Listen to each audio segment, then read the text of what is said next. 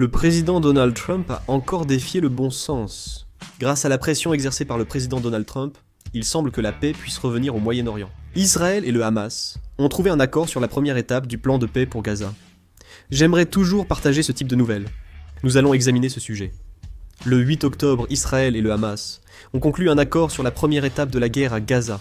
Le président Trump a déclaré. Il a affirmé que c'était la première étape vers une paix durable, que tous les otages seraient bientôt libérés et qu'Israël retirerait ses troupes jusqu'à la ligne convenue. Le 29 septembre, le président Trump a présenté un plan pour Gaza visant à mettre fin à 2 ans de guerre. Il prévoit la libération des otages sous 72 heures, un retrait temporaire des troupes israéliennes et des principes de gouvernance post-conflit. En 1 à 2 semaines, il a obtenu un accord entre les deux parties. Cet accord revêt une grande importance car il offre enfin l'occasion de mettre un terme à une guerre qui dure depuis plus de 2 ans. Après que Israël et Hamas auront rempli leur mission, 20 otages israéliens détenus par le Hamas seront libérés et il semble que l'armée israélienne se retirera également de la bande de Gaza. Des unités de l'armée israélienne sont déjà prêtes à être redéployées. CBS News rapporte que l'armée israélienne se retirera dans les 24 heures et après la signature, et le Hamas libérera les otages dans les 72 heures en les suivantes. D'après le président Trump, les otages seraient libérés entre le 13 et le 14 octobre. Il est certain que cet accord revêt une importance particulière, car il offre une occasion de mettre fin à la guerre qui dure depuis 2 ans. Cependant, il n'existe pas de garantie concrète de paix pour la bande de Gaza, et des questions telles que le désarmement du Hamas, l'étendue du retrait des forces israéliennes et le plan de gouvernance de Gaza n'ont pas encore fait l'objet d'accords détaillés ni de mesures concrètes. Il semble donc qu'un dialogue supplémentaire soit nécessaire. La principale préoccupation est le désarmement du Hamas. Cet accord de cessez-le-feu initial ne prévoit pas le désarmement du Hamas. La question du désarmement du Hamas fait toujours l'objet de débats au sein même du Hamas. Il est donc tout à fait possible que même si un premier accord de cessez-le-feu est conclu, un deuxième accord échoue. Cependant, le président Donald Trump continue de faire pression sur le Hamas et Israël.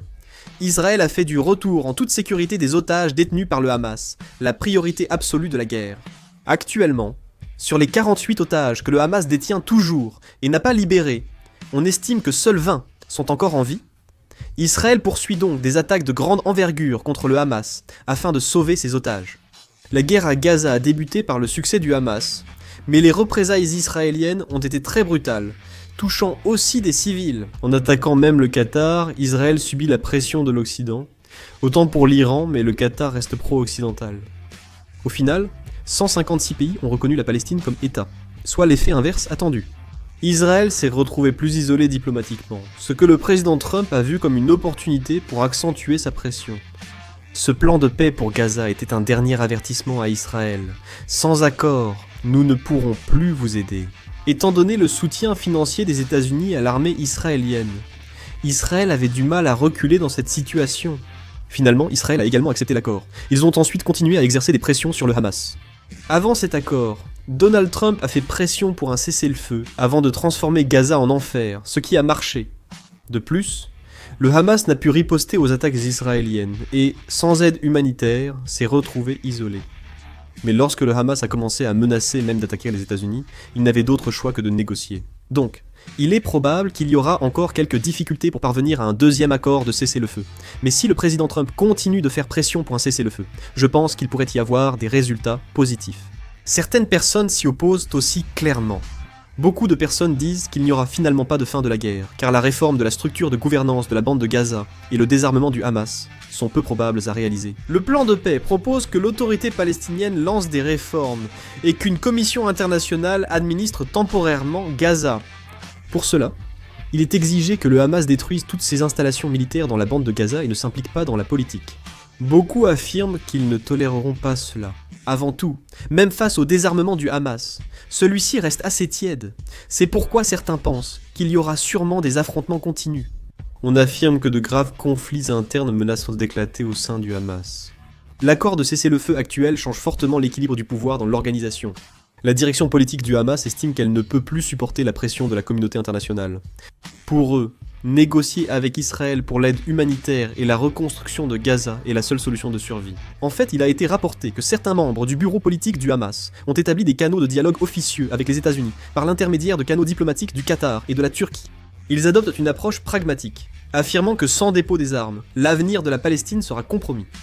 En revanche, l'aile dure qui dirige l'organisation militaire qualifie cet accord même de trahison. Ils affirment qu'Israël est un ennemi indigne de confiance et disent que la trêve n'est qu'une fausse paix pour se réorganiser. Des informations suggèrent aussi que la faction militaire du Hamas se serait réorganisée. Ainsi, pendant que la faction politique cherche un cessez-le-feu, la faction militaire prépare ses armes dans les tunnels. Cette division interne risque de provoquer une lutte de pouvoir dans l'organisation.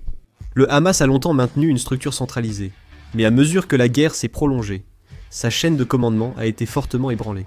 Cela a permis à Israël de poursuivre l'élimination de hauts responsables par frappe aérienne.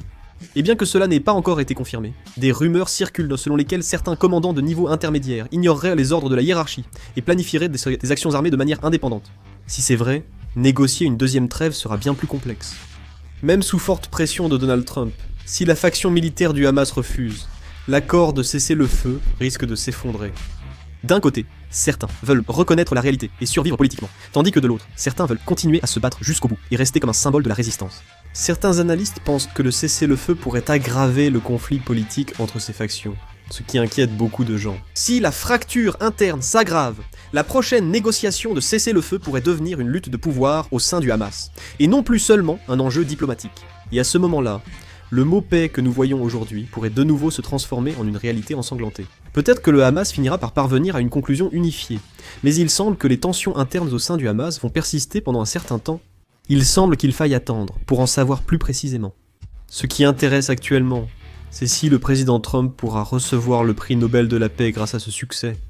Aux États-Unis, les avis divergent. Certains affirment que Trump a instauré la paix, d'autres pensent qu'il s'agissait d'une manœuvre politique. Le président Trump s'est aussi engagé dans la résolution de plusieurs conflits et guerres. La guerre Inde-Pakistan, le conflit République démocratique du Congo, Rwanda, ou le différend Thaïlande-Cambodge, ainsi que le cessez-le-feu à Gaza, auraient été difficiles sans la médiation et la pression de Trump.